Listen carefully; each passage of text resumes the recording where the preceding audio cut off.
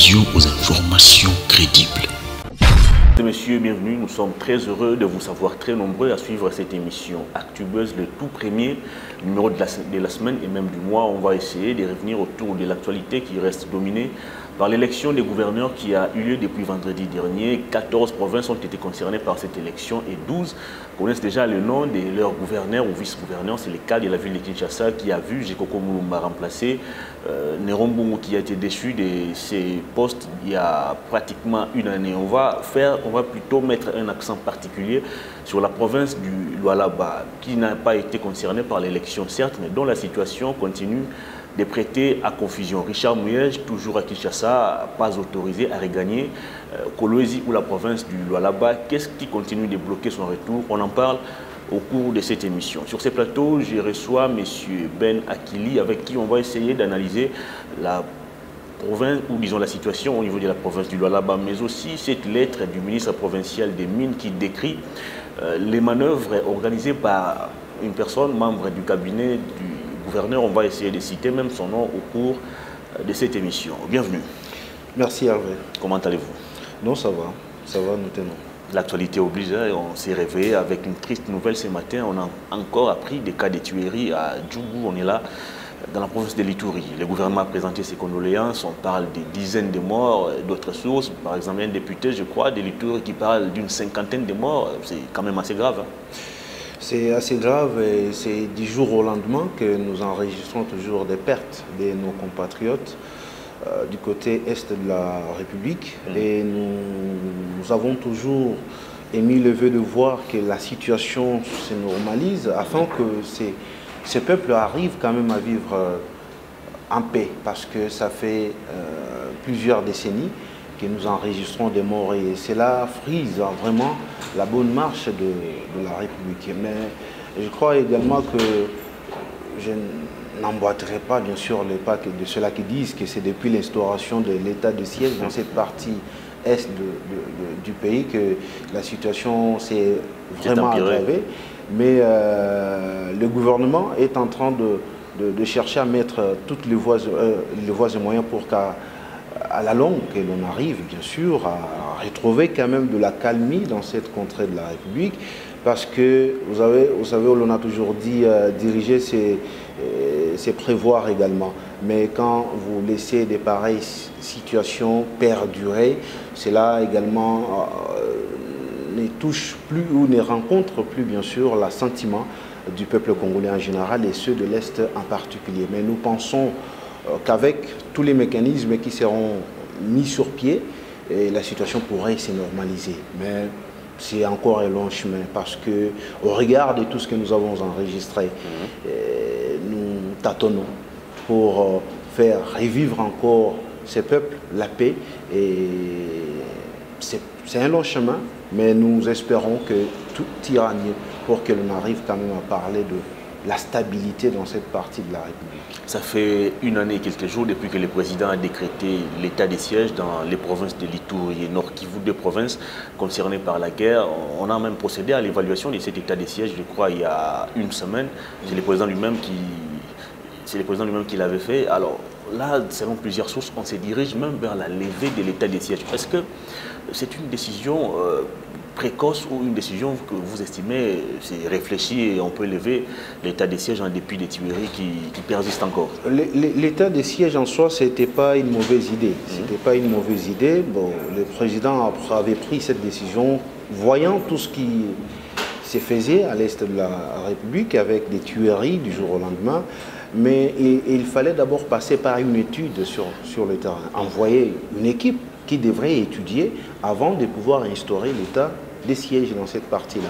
Ça n'a pas été fait. Ça n'a pas été fait, et on a pris la décision bien sûr, mais cette décision ne récolte pas des résultats escomptés. Pourquoi? Parce que l'on n'avait pas étudié, on n'avait pas eu à répertorier tous les groupes armés qui sévissaient dans l'Est de la République.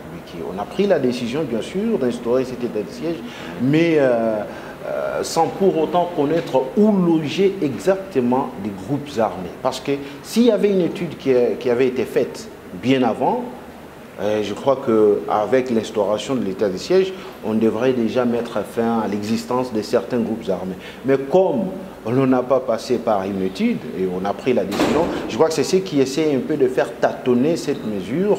Mais avec ce que nous avons appris, le président voudrait mieux convoquer une table ronde pour arriver à requalifier ou soit réétudier les possibilités pouvant amener à proroger encore ou bien à lever cette mesure de l'état de siège. Mais nous espérons qu'il faut que tous les ressortissants de l'Est, ou soit toutes les autorités issues de l'Est de la République puissent en tout cas s'y impliquer pour que l'on arrive à parler d'une stabilité dans cette contrée-là. Parce que vous êtes sans savoir que l'on accuserait également certaines autorités de cette partie-là qui seraient impliquées dans cette guerre qui sévit dans cette partie il y a plusieurs années.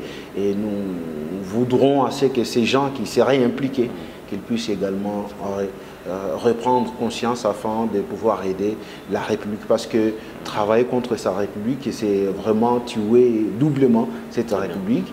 Et il faut en tout cas penser aux vies humaines et non penser au matériel. La dernière question avant de parler de l'élection des gouverneurs. Les présidents venaient d'ailleurs de rencontrer il y a peu les représentants ou les délégués de ces différents mouvements rebelles. Mais comment expliquez-vous à ce jour qu'on puisse enregistrer encore des cas de mort, alors qu'il y a peu, les présidents, au nom de l'ensemble du pays, avaient rencontré les représentants de ces mouvements rebelles? C'est ce que j'ai dit, Hervé. Il fallait en amont étudier d'abord, arriver à répertorier tous ces groupes armés du côté est de la République. Parce que instaurer l'état de siège, rencontrer les chefs de ces mouvements rebelles, je crois que cela n'apporterait pas de solution. Comme on le fait parce qu'il y a des situations qui sévissent là-bas, qui laissent à désirer, il fallait d'abord commencer par étudier. L'on répertorie et l'on arrive maintenant à convoquer. On sait que dans ces discussions, quand nous y allons, nous allons rencontrer autant de chefs rebelles. Mais ici, l'on y va en pêle-mêle, vaille que vaille. Et qu'est-ce que l'on récolte après? Parce que chacun viendra avec ses réclamations, ses recommandations. Mais qu'est-ce que l'on va retenir comme solution pouvant nous aider, bien sûr, à stabiliser l'Est de la République? C'est les mêmes solutions, les mêmes recommandations. Mais bien sûr, c'est là dur. Ils doivent réintégrer les institutions. Les mêmes recommandations qui reviennent des années après des années. Mais je crois qu'il faut qu'il y ait l'implication de tout le monde, toute la notabilité de l'Est. Dans les parties où la guerre sévit, il faut que les notables puissent s'impliquer pour arriver, bien sûr, à trouver des solutions. Parce que les gens qui sont tués du jour au lendemain, vous imaginez ici que la partie Est est en train de se vider. Mais on tue les gens construisent. Alors, l'on comprend. C'est la grande question. Là où il y a guerre, il y a des belles maisons, mais par contre, là où il y a la paix, il y a cette guerre serait bien sûr un fonds de commerce. Un fonds de commerce qui est fait sur le dos de la population. Et toutes ces bâtisses que nous voyons, en tout cas sortir du sol Est, c'est sur le sang de la population. Donc on ne peut pas, on tue, d'un côté on tue, et de l'autre côté on est en train de... Mais qui vont vivre dans ces maisons-là? On ne peut pas chercher à tuer les gens pour gagner des biens matériels. Il faut que la notabilité de l'Est puisse en tout cas s'impliquer pour arriver à trouver des solutions. Avec la table ronde, la convocation de la table ronde... On en a fait déjà plusieurs fois. Oui, mais je crois qu'il ne faut pas se fatiguer, il faut toujours continuer. Lorsqu'il s'agit des vies humaines, il faut toujours essayer de multiplier des efforts pour que l'on arrive à parler dans les jours à venir de la paix. Parce que la paix, c'est vraiment le symbole qui peut réunifier tout un pays. S'il n'y a pas de paix, en tout cas, l'on ne saura même pas bien marcher, l'on ne saura même pas bien circuler. Et les chefs rebelles des groupes armés doivent quand même également emboîter le pas ou suivre le message du président de la République pour arriver bien sûr à déposer les armes et que leurs revendications soient entendues. Et il ne faut pas aussi qu'ils puissent aller outre les décisions de la République, parce que si vous arrivez à poser certaines conditions qui pèsent lourd devant l'État congolais, je crois que c'est comme qui dirait... Ils ont presque les mêmes conditions. Chercher une chose. Intégrer les institutions, se transformer en parti politique. Non, mais intégrer l'armée.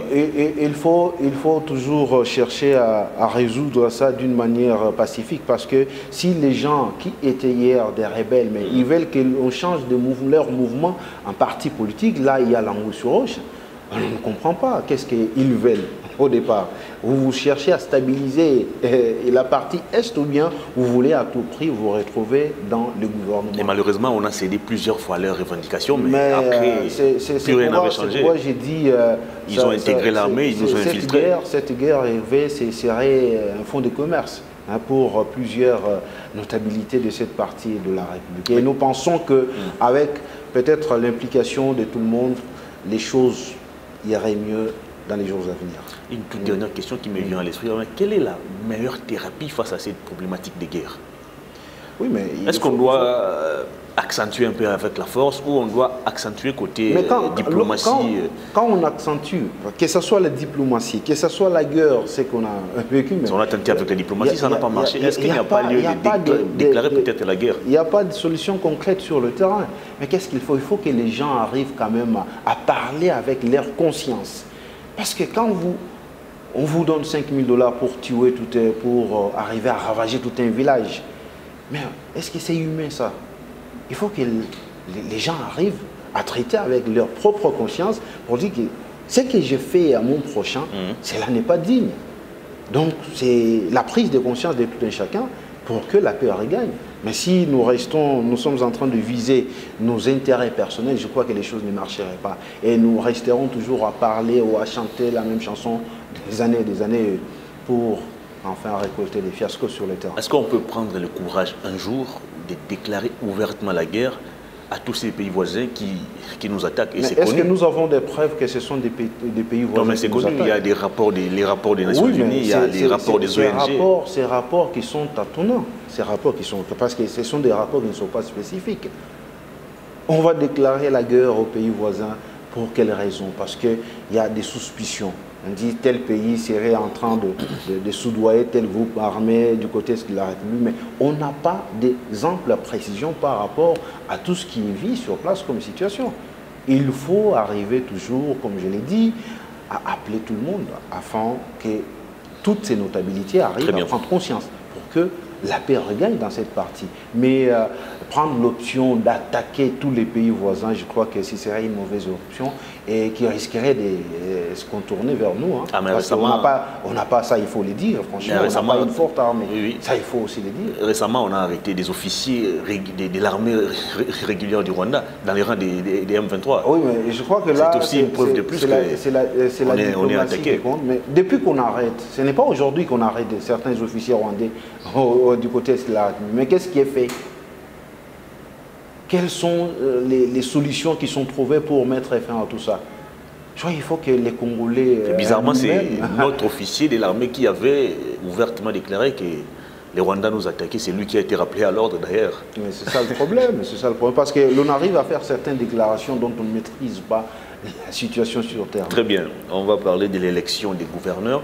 14 provinces ont été concernées, 12 connaissent déjà le nom de leurs gouverneurs. Il y a 2 qui doivent encore attendre, je crois, aujourd'hui ou demain pour savoir leur gouverneur. C'est le Congo central, aussi la Tchopo, je crois. Et pendant ce temps, au niveau de la province du Lualaba, on ne sait toujours pas qu'est-ce qui ne va pas. Masuka, vice-gouverneur ou gouverneur AI, on n'en sait rien. Richard Mouyej, déçu ou encore en poste, c'est difficile à cerner malgré les affirmations du VPM de l'Intérieur. Alors, qu'est-ce qui continue de bloquer jusqu'à ce jour les retours de Richard Mouyej aux affaires? Moi, je crois qu'au regard de tout ce que nous sommes en train de voir et de vivre, rien ne bloque Richard Mouyej de pouvoir rentrer dans sa province. Pourquoi il n'est pas rentré alors si rien ne bloque? Ce serait peut-être... on était en train d'attendre peut-être l'organisation des élections dans certaines provinces. Il fallait qu'il y ait un retour à l'ordre institutionnel sur le terrain. Parce que 14 provinces qui, en tout cas, vivaient en tâtonnement et qui n'avaient pas leur gouverneur titulaire, je crois qu'aujourd'hui, nous pouvons se frotter les mains pour dire maintenant, l'on pourrait parler d'un état de droit dans plusieurs provinces ou dans toutes les provinces, parce que beaucoup de provinces n'avaient pas leur gouverneur titulaire.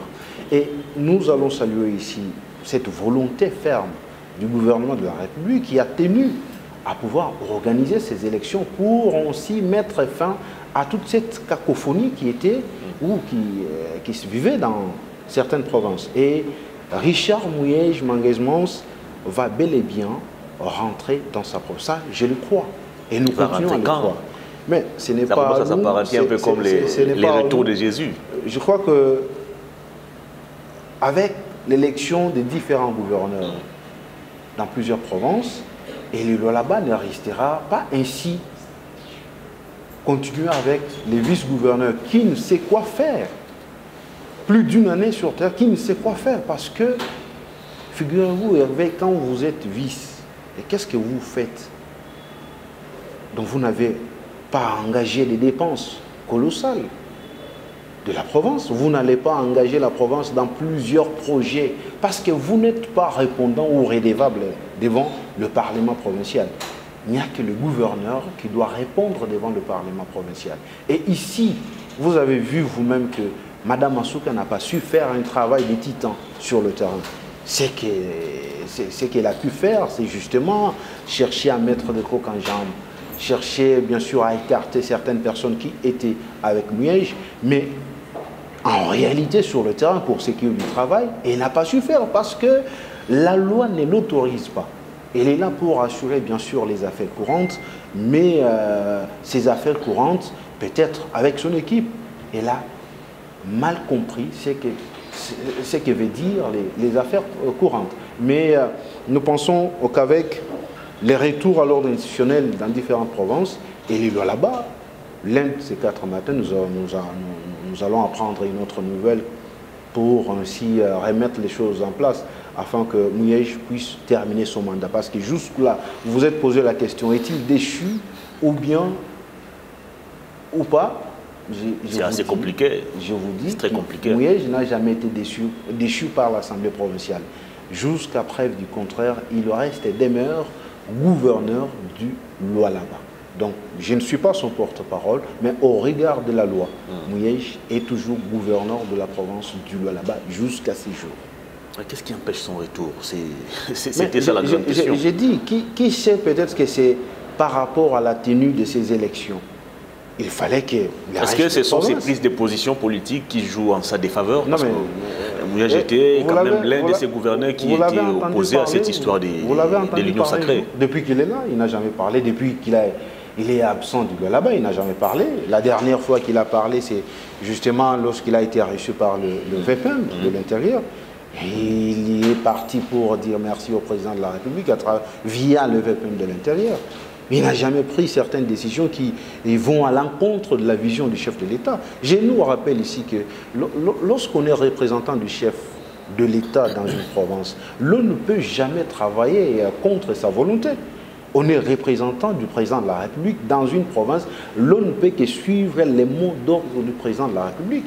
Et surtout avec le président actuel qui place les peuples d'abord, même si les slogans tâtonnent, pataugent un peu. Mais je crois même le reste des gouverneurs devraient sûrement suivre son mot d'ordre. Il n'y a aucun gouverneur qui peut être à la tête d'une province et travailler à l'encontre de son président de la République. Aucun. Aucun. Je crois que nous sommes dans une position où nous n'avons qu'un seul chef et c'est le mot d'ordre qui est suivi.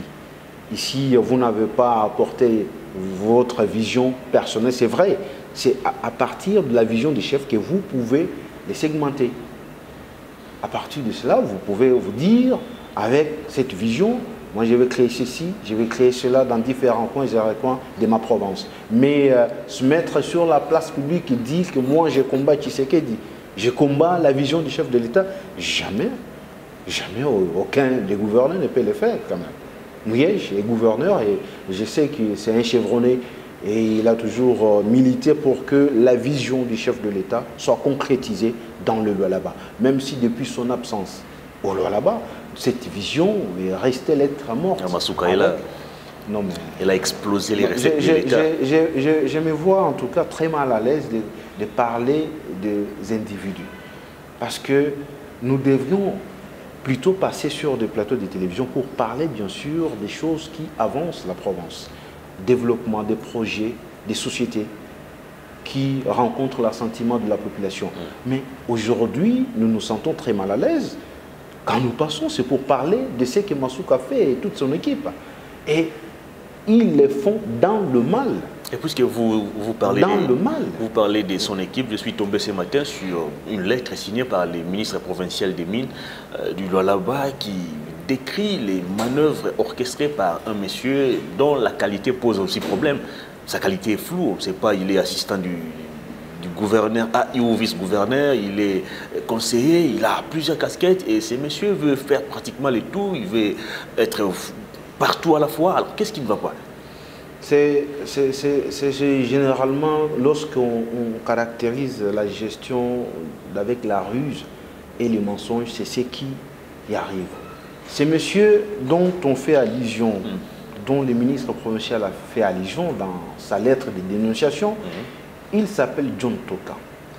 Lui-même s'est fait passer comme étant assistant du gouverneur, directeur de cabinet du vice-gouverneur plutôt, mais il n'a été nulle part, son nom, nulle part ne se retrouve sur un arrêté provincial. Et c'est lui qui signe les arrêtés provinciaux, ce n'est que les gouverneurs de province. Monsieur John Toka n'a jamais été sur un arrêté provincial signé par les gouverneurs. Ah bon? Oui, mais quand vous êtes vice-gouverneur, vous avez droit aussi à un cabinet avec vos collaborateurs. Je crois que ce monsieur a été proposé par les vice-gouverneurs comme étant son assistant. Mais quand il y a eu ces problèmes avec Masuka et Mouyej, le monsieur s'est autoproclamé tout de suite comme étant directeur de cabinet. Mais c'est bien lui qui est à la base de beaucoup de fautes commises au niveau de l'administration au Lualaba. C'est lui qui donne des ordres. C'est lui qui initie certaines cabales contre quelques ministres provinciaux. C'est bien lui qui dit à madame de faire ceci, de collaborer avec celui-ci et ne pas contacter celui-là. C'est bien lui qui est à la base de plusieurs sommes d'argent qui ont été réceptionnées ou régénérées par le service de traçabilité que nous avions eu ici autrefois à dénoncer. Et c'est ce monsieur qui s'est fait de l'argent sur les dos de la population, et cela au détriment bien sûr de la province. Mais quand vous dirigez, que vous venez avec l'esprit teinté de lucre, l'esprit bien sûr de pouvoir s'enrichir sur les dos de la population, vous pensez que vous ferez mieux. Ce qui va vous caractériser, c'est justement la ruse et puis le mensonge. Voilà aujourd'hui, le ministre provincial des Mines a pu relever tous les points saillant que ce monsieur a pu commettre au niveau de la province du Lualaba. C'est monsieur qui n'a ni qualité de conseiller, parce que je n'ai vu aucun arrêté où John Toka est désigné comme directeur de cabinet, ni conseiller, ni assistant du vice-gouverneur. Comment quelqu'un qui ne se retrouve pas dans un arrêté provincial peut, comme ça, se permettre de prendre des décisions ou même de pousser des ministres à prendre des décisions? L'équipe actuelle, au niveau de la province du Lualaba, considère ces messieurs comme étant l'homme le plus intelligent au niveau de la province. Est-ce qu'il agit avec la bénédiction du gouverneur ou il est fait? Nous avons simplement compris que Madame Masuka est prise en étau par ces messieurs, parce que toutes les décisions passent par ces messieurs. Qui est-il exactement? Mais c'est un fantôme, c'est ça le nom, un monstre qui n'a pas de tête. Parce que John Toka, comment pouvons-nous les traiter? Nous pouvons l'appeler comment? Parce qu'au niveau de la province... Même le ministre provincial ne sait pas les qualifier. Mais bien sûr, mais quand un monsieur pareil, qui arrive à se mettre sur la place publique pour traiter les ministres provinciaux de mafieux, les ministres provinciaux, c'est qu'il y a débordé là-bas, c'est quoi? L'un des conseillers du ministre provincial des Mines l'appelle pour lui dire, je reçois un appel de M. Toka qui me dit de monter dans son bureau. Et je lui ai dit, je lui ai fait voir, il faut d'abord demander à mon chef qui est ministre. Toka me dit, si tu ne viens pas, je vais venir avec des policiers pour t'arrêter. Alors le ministre demande à son conseiller de quitter d'abord le bureau. Il prend quand même les soins d'appeler ces messieurs, les collaborateurs de Madame Masuka, pour lui demander qu'est-ce qui ne va pas, comment pouvez-vous inviter mon conseiller et moi je ne suis pas informé. Le monsieur se permet, il l'a même dit dans la lettre, il se permet de dire au ministre, taisez-vous, vous êtes un incompétent. Mais lui là, je rappelle ici, parce qu'il y a des gens dans nos provinces qui doivent apprendre à se taire. C'est un monsieur qui est arrivé à Kolwezi, à l'époque, la ville de Kolwezi, encore ville urbano-rurale de la province Katanga démembrée aujourd'hui, un monsieur à qui on a confié la gestion d'une université pour qu'elle soit comme une extension de Kolwezi. Le monsieur arrive sur place, comme il est caractérisé par la ruse et par le mensonge, il s'organise à pouvoir changer de nom de cette université-là et il s'autoproclame tout de suite recteur. Il s'appelle professeur. Et il est professeur? Bon, professeur, c'est lui-même qui s'appelle professeur. Parce que même les titres là, en tout cas, c'est encore douteux. Parce que l'on a appris, il aurait plagié le travail d'autrui. Et les propriétaires de ce travail. Il a au moins soutenu sa thèse. Je vous dis que les propriétaires de cette thèse-là avaient bien sûr porté plainte. Récemment, il vient de faire une émission. Mais comment le ministre s'adresse au vice-gouverneur pour dénoncer le comportement de l'un de ses collaborateurs? Mais vous mettez sur la place publique pour répondre. Madame à qui l'on a adressé cette lettre est restée muette. Donc, nous comprenons tout de suite que ce monsieur agit sous la bénédiction de Madame Masuka, parce que c'est bien lui qui prend Masuka n'a pas réagi à la lettre de son ministre provincial. Masuka n'a pas réagi à la lettre jusque-là. Mais c'est Ntoka qui prend le luxe de répondre au ministre provincial. Il dit même dans l'une des émissions qu'il a eu à tourner sur place que j'ai pris des initiatives. J'ai pris des dispositions pour empêcher certains ministres à pouvoir orchestrer leur fraude au niveau du gouvernement provincial. Qui est-il? C'est la question que moi-même je me suis posée quand j'ai suivi cette émission. Assistant du gouverneur. Qui est-il, l'assistant du gouverneur, nommé sur quelle base, sur quel arrêté? Un collaborateur de madame. Vous ne pouvez pas traiter des ministres, des membres du gouvernement, d'incompétents, mais non. Non, parce que Chizaïnga est ministre dans cette province-là depuis le démembrement, il faut le rappeler. Et M. John Toka est venu quand même trouver Chizaïnga. Parce que s'il faut commencer à comparer les gens au niveau de la province, là, je trouve que nous risquerons bien sûr de créer des remous au sein de la population. Mais John Toka ne peut que prendre ses reculs par rapport à certaines situations. Et madame devrait tirer cette situation en clair. Il n'y a pas plus longtemps qu'au mois de mars, il y a le service technique du ministère des Mines que nous appelons SAIMAP. Mais le directeur provincial de ce service était plein du comportement de M. John Toka. Le ministre l'a même relevé dans sa lettre. Ces messieurs utilisent également et les policiers et la garde républicaine d'une manière abusive, soit disant qu'il est le tout-puissant, dont il peut se réveiller lundi 4 matin. Si la tête de quelqu'un d'énervé ne les plaît plus, il vient, il te fait arrêter, c'est fini. Il se promène avec ces agents-là, il prend en otage les agents de l'ANR, il descend avec eux sur terrain pour arrêter les travailleurs et techniciens de SAIMAP qui sont commis dans différentes barrières où les camions des minerais passent.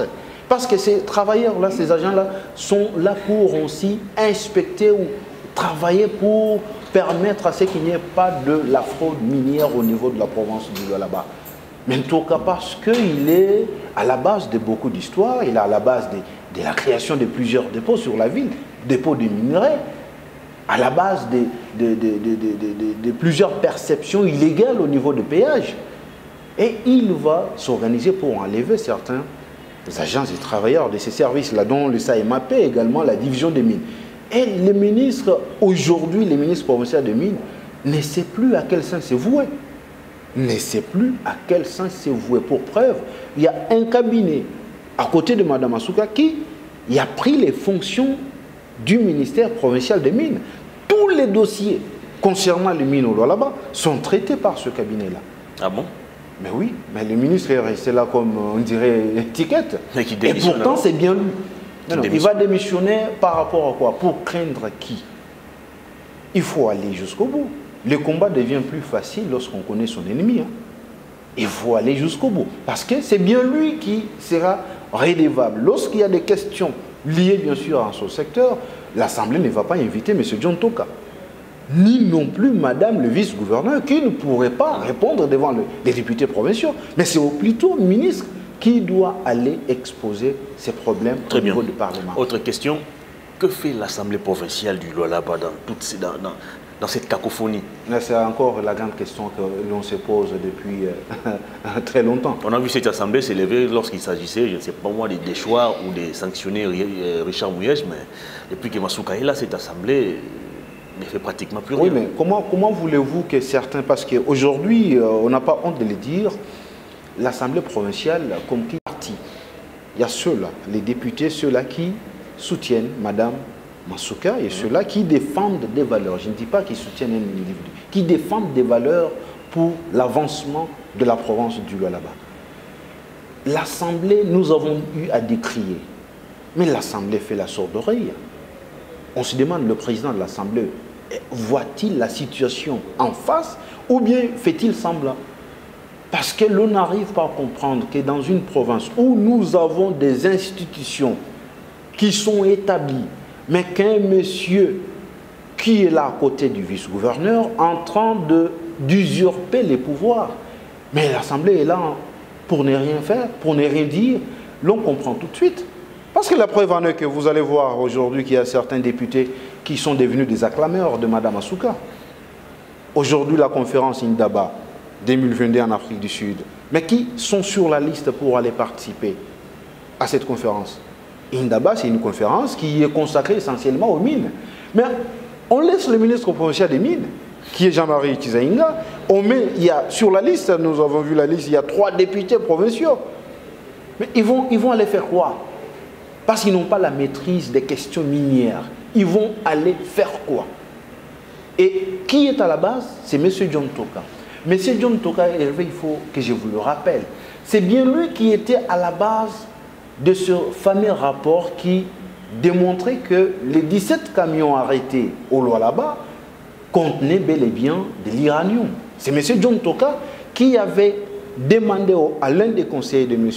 Chizaïnga, ministre provincial des Mines, de lui produire un faux rapport attestant que ces camions contenaient de l'uranium.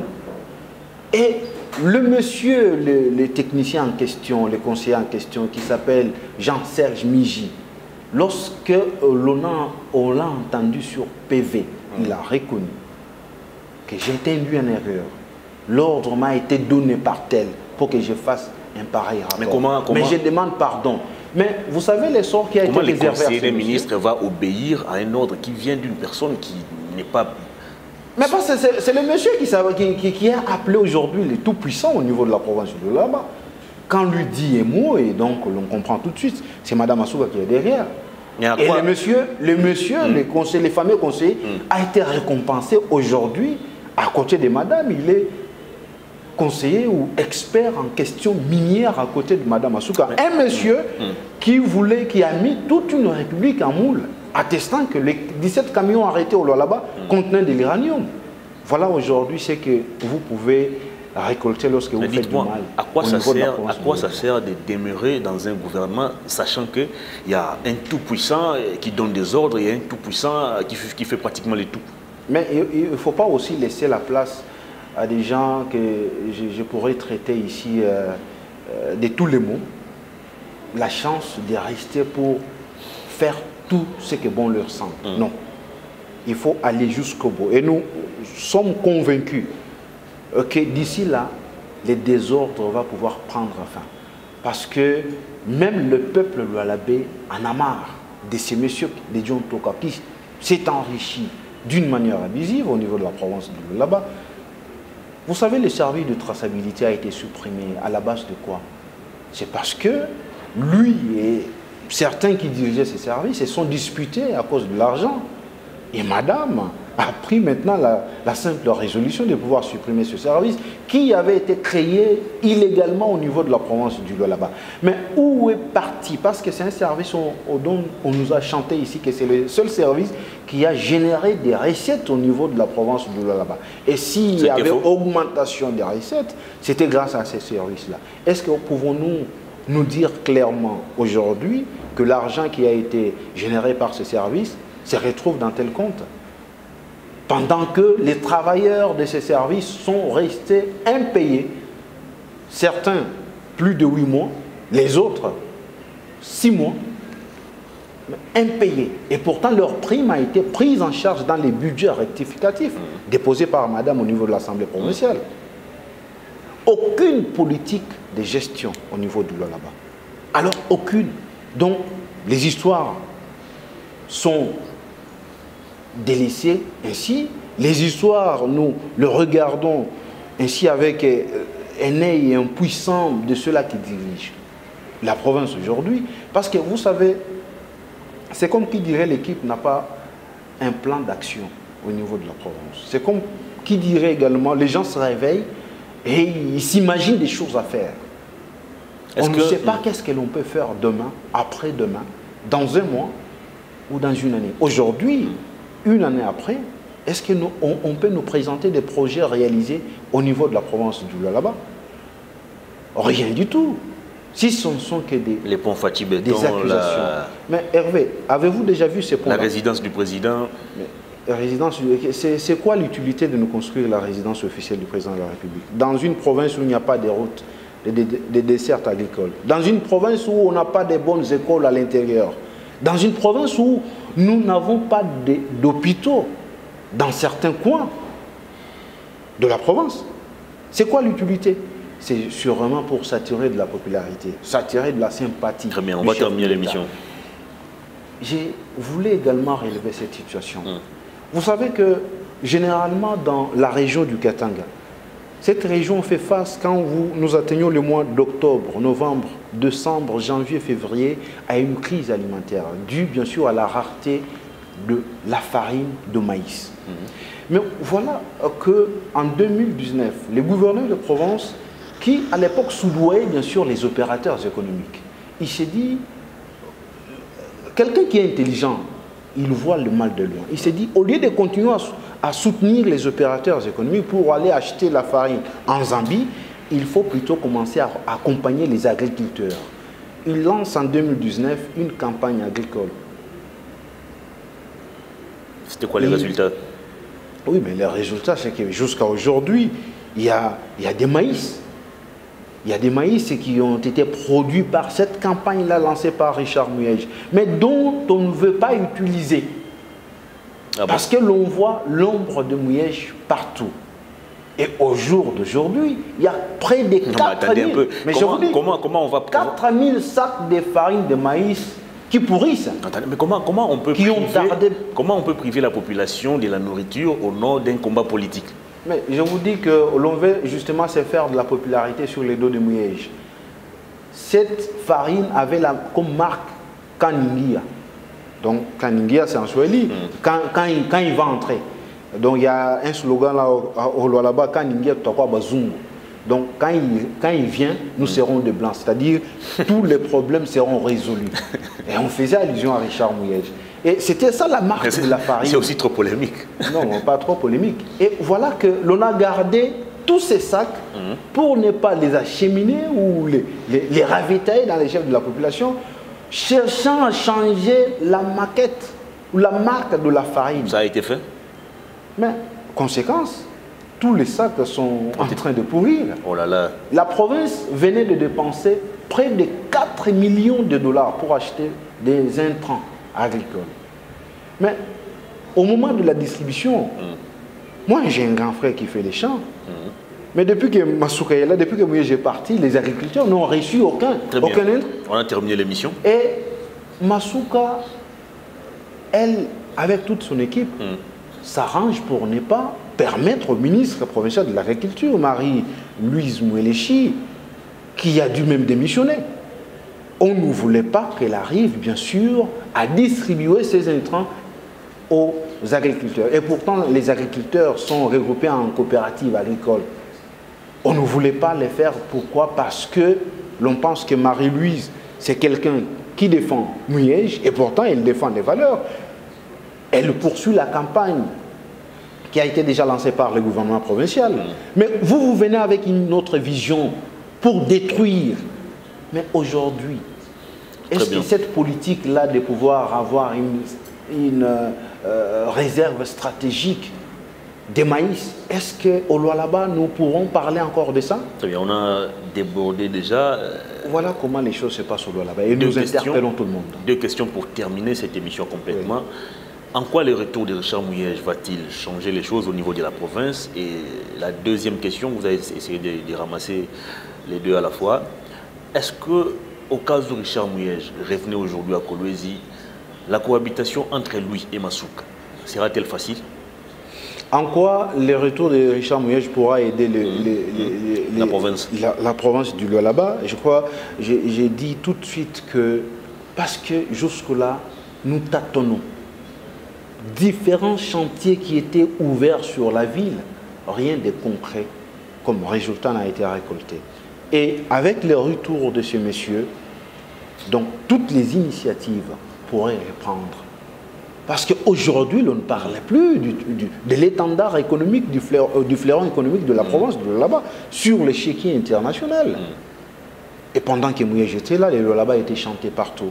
Est-ce qu'avons-nous encore le courage de dire au reste du monde que nous sommes bel et bien la capitale mondiale du cobalt? La dernière question. La dernière des questions. La cohabitation. La cohabitation entre Mouyej et Masuka. Je crois que Mouyej, c'est un grand homme. Il ne peut pas, à cause des intérêts privés, sacrifier les intérêts du peuple. Mais non. Lui-même l'a toujours dit, on ne construit pas une province sur base de divisions. Nous devons enterrer l'âge de la guerre pour que le développement intégral du Lualaba puisse faire parler de lui. Très bien. Et c'est ces jours-là que les Lualabais attendent pour le placer sous un symbole de paix et de l'unité pour toute la province. Ben Akili, merci de votre passage. Merci à vous. Fin de cette émission. À toutes et à tous, merci de l'avoir suivi. Au revoir. Profondeur TV, la télévision aux informations crédibles.